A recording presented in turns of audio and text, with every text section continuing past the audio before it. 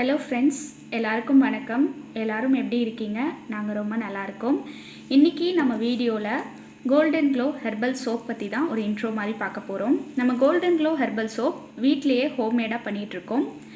இந்த சோப்பில் கெமிக்கல்ஸ் ரொம்ப கம்மி. அதாவது காஸ்டிக் சோடாங்கிற கெமிக்கல் மட்டும்தான் கொஞ்சம் அளவில் ஆட் பண்ணியிருக்கோம். மித்தபடி நிறைய கோகோனட் ஆயில் ப்ளஸ் ஹெர்பல் பவுடரான இன்க்ரீடியன்ட்ஸ் மட்டும்தான் இதில் நம்ம ஆட் பண்ணியிருக்கோம்.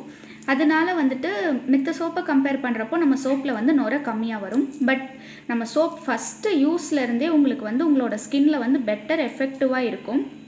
அதனால கண்டிப்பாக நம்ம சோப் வாங்கி யூஸ் பண்ணி பாருங்கள்.